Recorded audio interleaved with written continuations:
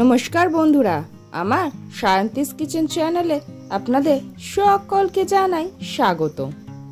সন্ধ্যাবেলা চটজলদি কিছু স্ন্যাক্স খেতে ইচ্ছে করছিল, বাড়িতে তেমন কিছু নেই, তাই খুব সহজে চটজলদি বানিয়ে নিলাম এই সয়াবিনের পকোড়া।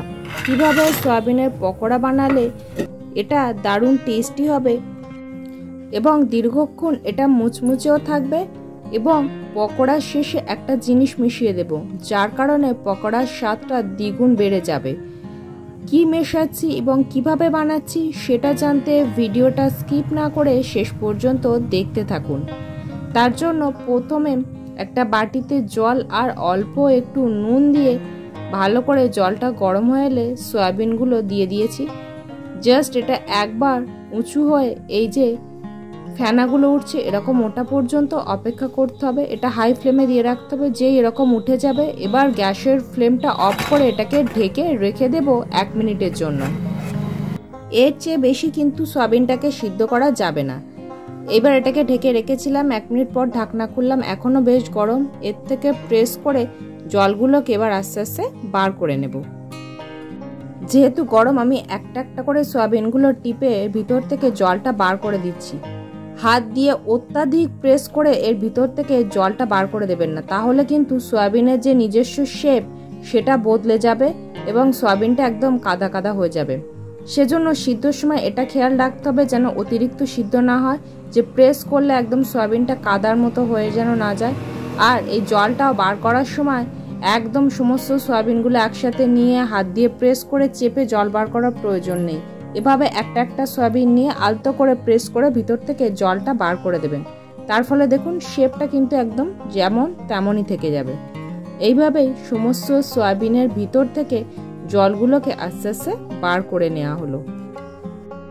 সমস্ত সয়াবিনের ভিতর থেকে জলটা বার করে নেওয়া হয়ে গেছে। এইবার এটাকে মাখার জন্য এর ভিতরে সমস্ত উপকরণগুলো দিয়ে দেব। প্রথমে দিয়ে দিলাম হলুদের গুঁড়ো, তারপর এর ভিতরে দিয়ে দেব ময়দা। এখানে 2 টিস্পুনের মতন ময়দা দিয়ে দিচ্ছি, যদি পরে প্রয়োজন হয় তাহলে ময়দা আরও অ্যাড করব। তারপর এর ভিতরে দিয়ে দেব ঠিক যতটা ময়দা দিয়েছিলাম ততটাই কর্নফ্লাওয়ার, 2 টিস্পুনের মতন কর্নফ্লাওয়ার দিয়ে দেব। এবার এর ভিতরে সামান্য নুন দিয়েছি, যেহেতু সিদ্ধর সময় নুন দিয়েছিলাম, নুন কিছুটা বেরিয়ে গেছে জলের সাথে, সেজন্য অল্প নুন দিলাম। আর তার সাথে ভাজা ধনে জিরে গুঁড়ো, ক্রাশড করা গোলমরিচ এবং অল্প একটুখানি চাট মশলা। চাট মশলার পরিমাণটা খুব কমই দিলাম, তার কারণ পরে বলছি। আর সামান্য একটু গরম মশলার গুঁড়ো দিয়েছি। এবারে দিয়ে দেব অল্প একটুখানি চিনি, এবং চিনিটাও কেন ব্যবহার করছি তার কারণটা আমি পরে বলছি। আর তারপরে দিয়ে দিলাম রসুন এখানে গ্রেট করা, আর তার সাথে পেঁয়াজের পেস্ট। এখানে 2 টিস্পুনের মতন পেঁয়াজের পেস্ট দিয়েছি। আমি একটা মিডিয়াম সাইজের পেঁয়াজকে পেস্ট করে নিয়েছিলাম, তার থেকে এই পরিমাণ পেস্ট হয়েছে। এইবারে দেব লেবুর রস। এই কারণেই কিন্তু আমি চাট মশলার পরিমাণটা কম দিয়েছি এবং অল্প একটুখানি চিনি দিয়েছি। এই লেবুটাতে বেশ টক আছে, সেজন্যই আমি অল্প চিনি ব্যবহার করেছি, যাতে টকের সাথে এই মিষ্টিটা ব্যালেন্স হয় সেজন্য। আর শেষে দিয়ে দিলাম মূল উপকরণ জোয়ান।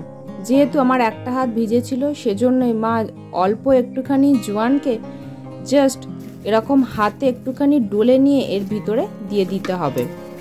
জোয়ান খুব সামান্য ব্যবহার করতে হবে, বেশি পরিমাণে দিলে কিন্তু এটা তিতো হয়ে যাবে। আর অল্প একটু হাতে এরকম পিষে দিলে এর থেকে খুব সুন্দর একটা ফ্লেভার আসে। তার সাথে জোয়ান কিন্তু আমাদের হজম করাতেও ভীষণ সাহায্য করে, সেজন্য এইভাবে একটু জোয়ান দিয়ে দেয়া হলো। 1 চিমটির মতোই জোয়ানটা দিতে হবে। এবার এটা মেখে নিয়েছি, কিন্তু এতে মনে হচ্ছে একটু ময়দার পরিমাণটা কম আছে, আরও একটুখানি ময়দা দিয়ে দেয়া হলো। এখানে আরও 1 টেবিল স্পুনের মতন ময়দা দেয়া হলো। আর যেহেতু এর সয়াবিনের ভিতরে হালকা একটু জল ছিল এবং লেবুর রসটা দেওয়ার কারণে এর থেকে একটু জল বেরিয়েছে, সেজন্য এই আরও একটু ময়দা দিয়ে এটাকে একদম শুকনো করে মেখে নিতে হবে। তবেই কিন্তু এটা দীর্ঘক্ষণ মুচমুচে থাকবে আর ভিতরটা জুসি হবে। ভিতরে যদি 1 ফোঁটাও জল না রাখেন, একদম চেপে প্রেস করে বার করে নেন, তাহলে কিন্তু এর ভেতরটা জুসি থাকে না। আমাদের সয়াবিনের পকোড়া মাখা রেডি হয়ে গেছে। এবারে কড়াইতে তেলটা গরম করে নিতে হবে। তেলটা ভালো মতো গরম হয়ে গেলে তারপর আস্তে আস্তে এই সয়াবিনের পকোড়াগুলোকে দিয়ে দিতে হবে। এটাকে কিন্তু হাই ফ্লেমে ভাজতে হবে, যেহেতু সয়াবিনটা ভিতরে কুক করা, তাই হাই ফ্লেমে ভাজলে তেল কম অ্যাবজর্ব করবে। যদি লো ফ্লেমে ভাজা হয় তাহলে কিন্তু তেল অনেকটা পরিমাণে অ্যাবজর্ব করে নেবে। আস্তে আস্তে সমস্ত পকোড়াগুলো এর ভিতরে দিয়ে দিলাম। তারপরে এগুলো দেওয়ার সাথে সাথেই কিন্তু উল্টাতে হবে, না হলে একটা সাইড পুড়ে যাবে। এবার এগুলোকে আস্তে আস্তে লাল লাল করে ভেজে তুলে নিতে হবে। খুব সহজেই কিন্তু চটজলদি এগুলো লাল লাল হয়ে যাবে। অনেকেই এই পকোড়ার ভিতরে কাশ্মীরি লঙ্কার গুঁড়ো ব্যবহার করেন, আবার অনেকে রেড ফুড কালার ইউজ করেন। আমি কিন্তু কোনো প্রকার লঙ্কার গুঁড়ো ব্যবহার করিনি, একদম হেলদি ওয়েতে এটা বানিয়েছি, যার জন্য এতে কিন্তু কোনো লাল রং আসেনি। যেটা আসছে সেটা নর্মালি ভাজার কারণে যে লালচে কালারটা হয় শুধু সেটুকুই আসবে। এবার এগুলোকে ভেজে নেওয়া হয়ে গেছে, এগুলোকে তুলে নিতে হবে। সমস্ত সয়া পাকোড়াগুলো ভেজে নেওয়া হয়ে গেছে। এবার এগুলোকে আপনারা পছন্দ মতো যে কোনো কিছুর সাথে সার্ভ করতে পারেন। আমি এখানে পেঁয়াজের রিং, লঙ্কা আর একটুখানি টমেটো সস দিয়ে এটাকে সার্ভ করে দিয়েছি।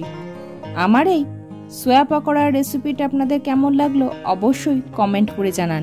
ভিডিওটা ভালো লাগলে একটা লাইক করুন, পরিবার, বন্ধুবান্ধব, আত্মীয় স্বজনের সাথে এটি শেয়ার করুন। আমার এই ছোট্ট পরিবারের সদস্য হতে চ্যানেলটি সাবস্ক্রাইব করে পাশে থাকুন। ভিডিওটি শেষ পর্যন্ত দেখার জন্য সকলকে অসংখ্য ধন্যবাদ।